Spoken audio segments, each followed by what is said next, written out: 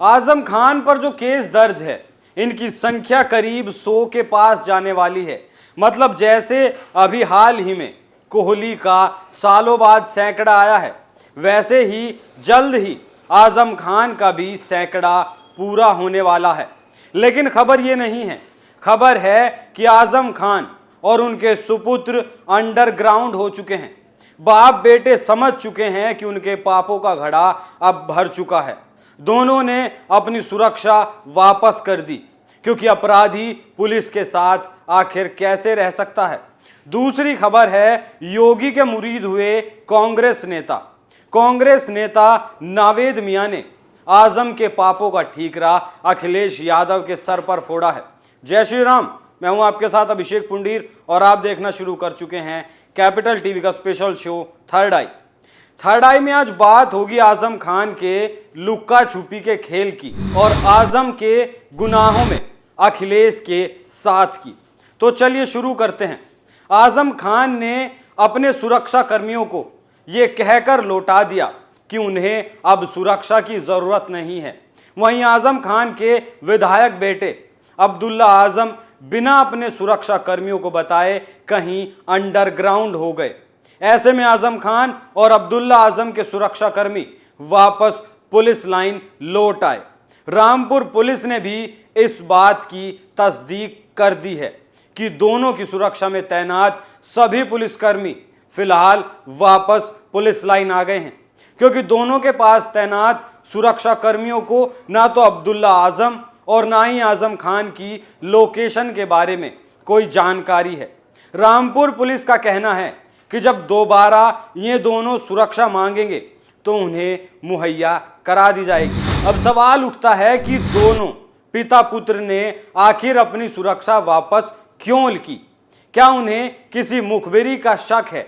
सुरक्षा वापसी के वक्त आजम खान या अब्दुल्ला आजम ने किसी से बात नहीं की, लेकिन अब्दुल्ला आजम लगातार ये आरोप लगाते रहे हैं कि रामपुर प्रशासन और मुरादाबाद के कमिश्नर लगातार उनकी मुखबिरी इन सुरक्षा कर्मियों से कराते रहे हैं। और ये आरोप नए नहीं हैं। विधानसभा चुनाव के दौरान भी ऐसे आरोप कई बार अब्दुल्ला आजम ने लगाए थे, लेकिन सुरक्षा वापस नहीं की थी। लेकिन अब हो सकता है कि दोनों को एहसास हो गया हो कि उनके जेल जाने के दिन नजदीक हैं। हाल के दिनों में जौहर यूनिवर्सिटी में जिस तरीके से चोरी के फर्नीचर, किताबें और सरकारी मशीनें बरामद की गई हैं, उसके बाद से दोनों पिता पुत्र आजम खान और अब्दुल्ला आजम की मुसीबत काफी ज्यादा बढ़ गई हैं। ऐसे में आजम खान के करीबियों को लगता है कि प्रशासन अपने सुरक्षा कर्मियों के जरिए उनकी मुखबरी करा रहा है। अंडरग्राउंड होने का मतलब तो यही समझ आता है कि दोनों हवा का रुख भांप चुके हैं। अब आपको बताता हूं इस कहानी के दूसरे हिस्से के बारे में। एक और जहां कानूनी रूप से समाजवादी पार्टी नेता और रामपुर विधायक आजम खान की मुश्किलें कम होने का नाम नहीं ले रही हैं, वहीं दूसरी तरफ पूर्व मंत्री और कांग्रेस नेता नवाब सैयद मोहम्मद काजिम अली खान उर्फ नावेद मियां ने आजम खान पर निशाना साधा है। नावेद मियां ने कहा है, समाजवादी पार्टी की सरकार में अखिलेश यादव की सह पर आजम खान ने अपराध किए हैं। नावेद मियां ने आरोप लगाते हुए कहा कि यदि समाजवादी सरकार में आजम खान को अपराध करने का लाइसेंस नहीं दिया गया होता तो आज उन्हें बचाने के लिए पूर्व मुख्यमंत्री अखिलेश यादव को राजभवन में गुहार नहीं लगानी पड़ती। उन्होंने आजम खान की जौहर यूनिवर्सिटी में हुई खुदाई को लेकर कहा कि अभी तो बहुत सी चीजें बरामद होंगी।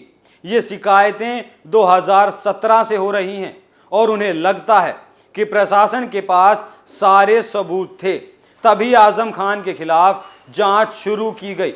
उन्होंने मुख्यमंत्री योगी आदित्यनाथ की तारीफ करते हुए कहा, राज्य सरकार का बहुत अच्छा रोल रहा है और सबसे अच्छा काम मुख्यमंत्री योगी आदित्यनाथ का रहा, जिन्हें वो खास तौर से बधाई देना चाहते हैं।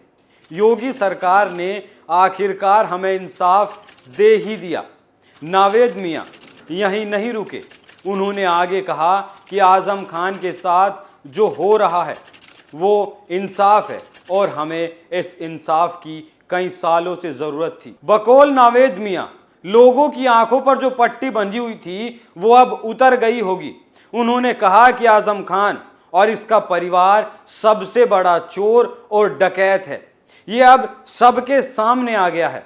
उन्होंने आजम खान की करतूतों के लिए तत्कालीन अखिलेश यादव सरकार को जिम्मेदार ठहराते हुए कहा कि सपा शासन में रामपुर में लोकतंत्र नहीं तानाशाही का दौर था और यहां जुल्म ढाए जाते रहे हैं। उन्होंने आरोप लगाया लोगों से रोजगार छीना जा रहा था और सरकारी जमीन पर कब्जा करने के अलावा झूठे मुकदमों में चरस के साथ लोगों को जेल भेजा जा रहा था। तब यहां की जनता की चीखें अखिलेश यादव नहीं सुन रहे थे और उन्हें लोगों की आंखों के आंसू नहीं दिख रहे थे। नावेद मियां ने आगे कहा कि अब आजम खान और उनके परिवार को गुनाहों की सजा मिल रही है तो अखिलेश यादव उनके बचाव में उतर आए। उन्होंने इसका कारण बताया कि जुर्म अखिलेश यादव ने कराए हैं, इसलिए वो भी बराबर के जिम्मेदार हैं और उन्हें आजम खान और उनके परिवार का बचाव करना चाहिए। इसके अलावा पूर्व नगर पालिका अध्यक्ष रेशमा आफरोज द्वारा रामपुर की तिजोरी बरामद करने को लेकर मुरादाबाद कमिश्नर को पत्र लिखे जाने के मामले में नावेद मियां ने बताया, रेशमा अफरोज ने कमिश्नर को सही पत्र लिखा है।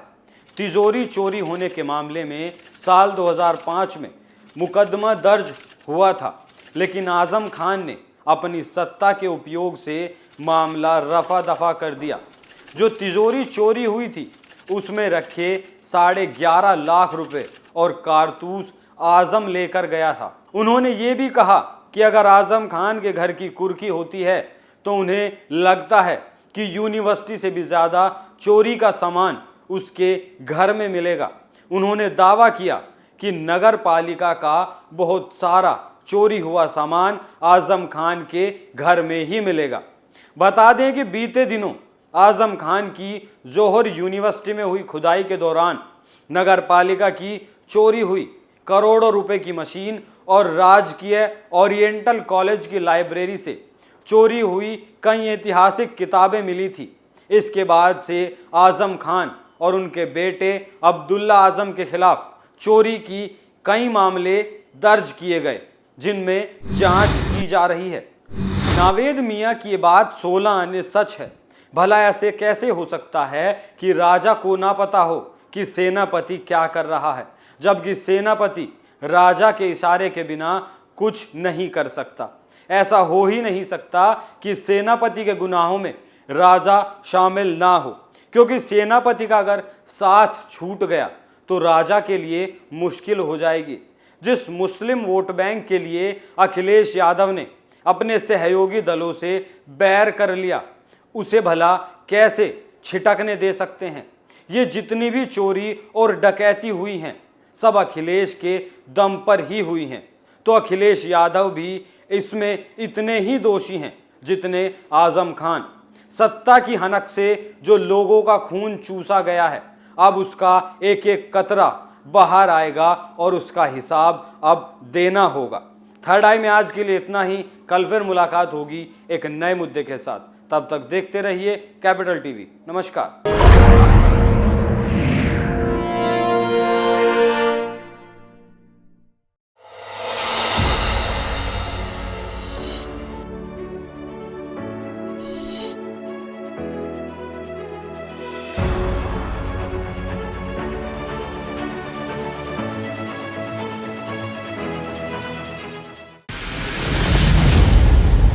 मैं राजनीति करता नहीं, पर राजनीति को बहुत गहरे तक समझता हूं। मैं लोगों के बीच रहता हूं, लोगों के मन को अच्छे से जानता हूं।